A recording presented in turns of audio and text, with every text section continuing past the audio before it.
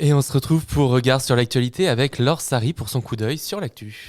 L'actu. Coup d'œil sur l'actu avec l'invité.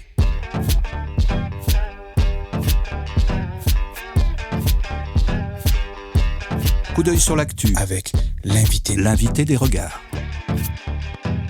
Bonjour Laure Sari. Bonjour. Alors on vous reçoit car vous êtes créatrice de contenu, vous venez de lancer un podcast et l'Anthropocène est l'une des problématiques sur laquelle vous vous penchez. D'ailleurs vous êtes présente sur le festival car vous êtes en train de réaliser une nouvelle série de podcasts, une discussion sur les changements du monde avec votre grand-mère si j'ai bien tout compris. Est-ce que vous pouvez nous expliquer un petit peu plus votre projet ? Oui, depuis que je suis toute petite, ma grand-mère me raconte énormément de ses mémoires, avec des souvenirs très vifs et très visuels. Et j'ai toujours eu envie de les raconter et je ne savais pas comment faire. Et j'avais à cœur qu'on entende sa voix et son accent marseillais et son vocabulaire du Sud. Et donc j'ai commencé à faire ce podcast avec elle. Et à l'origine, je pensais raconter uniquement ses mémoires à elle.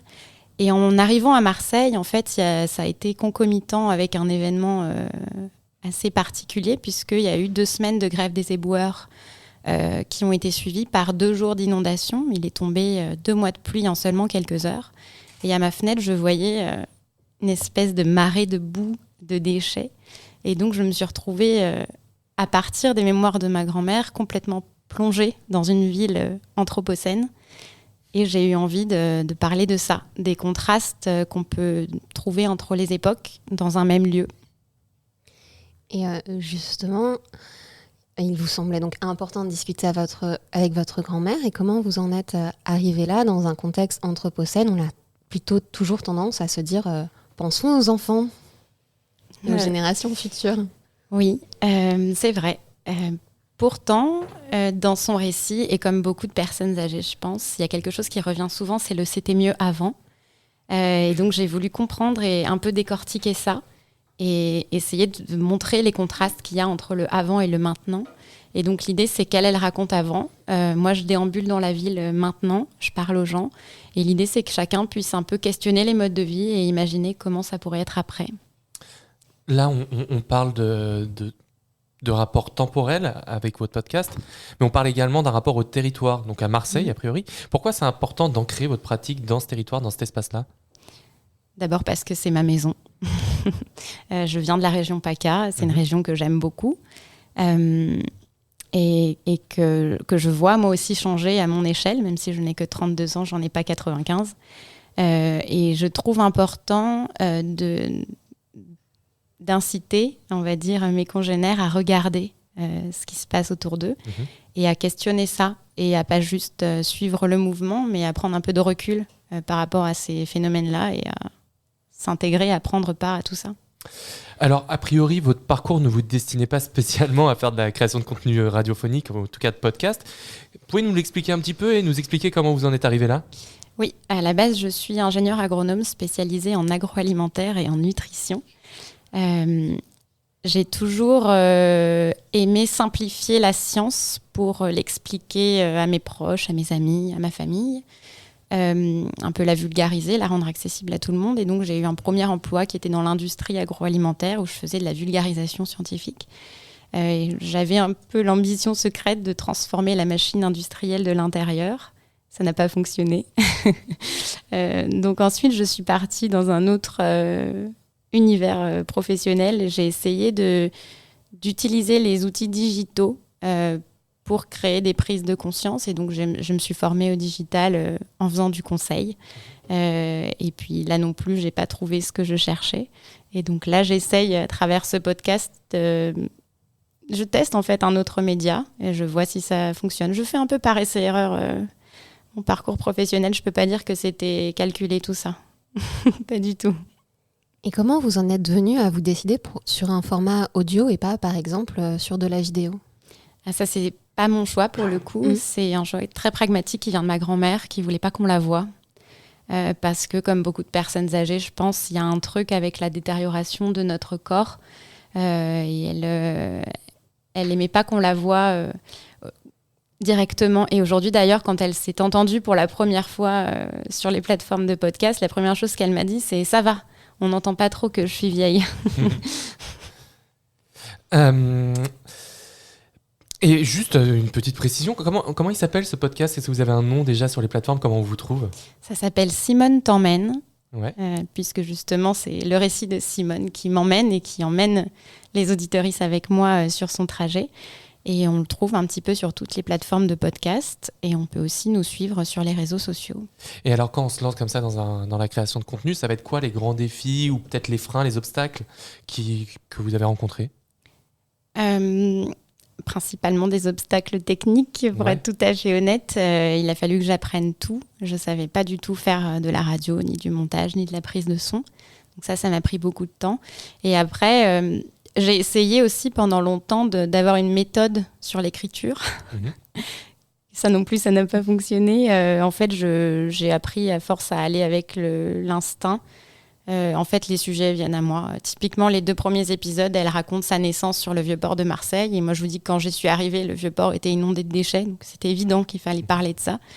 Les épisodes suivants, elle raconte son enfance dans un village varois. Je suis varoise, donc j'ai encore plus d'attachement à ce territoire-là. Et en fait, c'est le village où il y a eu le premier méga-feu français. Donc là, clairement, ça va parler de méga-feu. En tout cas, du risque incendie et des événements climatiques extrêmes. Les difficultés sont plutôt dans l'organisation des informations, parce qu'elle a 95 ans, donc ça fait énormément de souvenirs à raconter qui ne sont pas forcément exprimés dans l'ordre. Et moi, j'ai envie de faire ça dans l'ordre pour ne pas perdre les gens. Peut-être que c'est là mon erreur. Mais j'ai mis énormément de temps en fait, à construire avec elle une chronologie de sa vie. Donc, j'avais un petit cahier dans lequel je notais une frise, quoi. Et c'est ça qui m'a pris le plus de temps et qui a été le plus difficile. Et encore aujourd'hui, elle me raconte des trucs qu'elle ne m'a jamais racontés avant. Et la première chose que je fais, c'est d'essayer de le placer sur la chronologie. Et pour elle, elle ne sait pas forcément la date. Donc c'est plus une espèce de schizophrénie dans le langage commun qu'on crée sur comment raconter cette histoire. Et alors, pour tout dire, ce matin, c'est vous qui nous avez interrogés dans le cadre de votre podcast et vous nous aviez posé une question. On va un peu inverser les rôles, du coup. C'est quand est-ce que nous, on a découvert le mot anthropocène et comment est-ce qu'on l'a interprété, comment est-ce qu'on s'en est servi par la suite? Je vous retourne la question. Ok. Alors, justement, je crois que je vous ai demandé, est-ce que vous aviez d'abord conscience de ce qu'il y a derrière le mot ou est-ce que vous avez d'abord découvert le mot? En plus, vous reprenez mes propres questions. Non, très bien. Moi, j'avais conscience de ce qu'il y avait derrière le mot, mais je n'avais pas mis de mots dessus. Et du coup, je ne savais pas comment m'informer sur tout ça. Et j'en ai pris... Alors, ça a été une prise de conscience progressive, mais la plus grosse, ça a été cet événement que je vous ai raconté, la grève des éboueurs suivie des inondations. Parce que j'étais vraiment en plein milieu, quoi, et je l'ai senti dans mon corps. Et en fait, ce qui m'a fait découvrir le mot, c'est vous. J'ai eu une pub sur les réseaux sociaux pour l'école de l'Anthropocène. C'est magnifique. Et du coup, je suis venue toute la semaine l'année dernière pour apprendre plus sur ça. Et alors, comment est-ce que ça nourrit maintenant votre travail, vos réflexions? Partout. Pour moi, c'est plus un petit peu comme des lunettes qu'on mettrait et après, on apprend à regarder le monde différemment. Et c'est des lunettes qu'on ne peut plus enlever, donc parfois, ça peut être un peu lourd. Mais c'est juste une façon différente de regarder le monde. Et après, à chaque fois qu'on remarque quelque chose qui dérange, se questionner un peu plus et farfouiller sur ce point-là. Et ces lunettes anthropocènes, vous les avez, vous, revêtues? Est-ce que vous les avez aussi posées sur les yeux de votre grand-mère? Alors, elle n'a pas le vocabulaire, mais elle les a déjà. Et ça fait partie des choses qui m'ont aussi poussée à parler de ça avec elle. Typiquement, la grève des éboueurs, c'est un moment où en fait, on s'assoit dans son canapé et je l'interviewe sur ses mémoires. Et elle m'en parlait en fait d'elle-même, au milieu des mémoires. Elle me parlait de Marseille, elle me disait mais Marseille, ça a beaucoup changé. Là, en ce moment, c'est vraiment trop sale. Avant, c'était pas comme ça. Et donc, elle utilise des mots différents, mais c'est des lunettes qu'elle a déjà parce qu'elle l'a vu, en fait. Elle est née en 1928, donc elle a vu tout ça se passer sous ses yeux. Elle a toujours vécu dans la même ville, en plus. Donc, c'est la mémoire vivante de la transformation de Marseille, finalement. Un petit peu, ouais, un petit peu. Et du coup, c'est une question qu'on se pose aussi un peu à Radio Anthropocène finalement. C'est quoi votre modèle économique? Comment est-ce qu'on vit du podcast? Enfin, comment est-ce que vous vous organisez pour C'est une ça. excellente question qu'on se pose énormément à Marseille. Alors, il y a déjà deux sujets. Le premier, c'est que le podcast, c'est un milieu qui est assez difficile à monétiser. C'est un petit peu le Far West là-dessus. Et le deuxième sujet, c'est qu'il y a une très grosse prédominance des podcasts parisiens. Donc à Marseille, on a un groupe de podcasteurs qui se réunit une fois tous les 2 mois et qui commence à réfléchir à ces questions. Donc j'ai pas de réponse à vous apporter. En revanche, si il y a des gens marseillais qui s'intéressent au podcast, qui nous écoutent, n'hésitez pas à vous rapprocher des podcasteurs marseillais parce qu'on peut en discuter ensemble. Et c'est comme ça que ça marche le mieux en général. Eh bien, l'appel est lancé. Merci beaucoup, Laure Sari. Je rappelle que du coup, vous êtes créatrice de contenu, notamment de podcast qui s'appelle Simone t'emmène. Qu'on retrouve sur toutes les plateformes. Oui. Eh ben, merci beaucoup d'être venu sur Radio Merci Anthropocène. Passez une bonne soirée. Vous pourrez retrouver évidemment cet entretien sur notre site radio-anthropocène.fr et sur toutes les plateformes de podcast.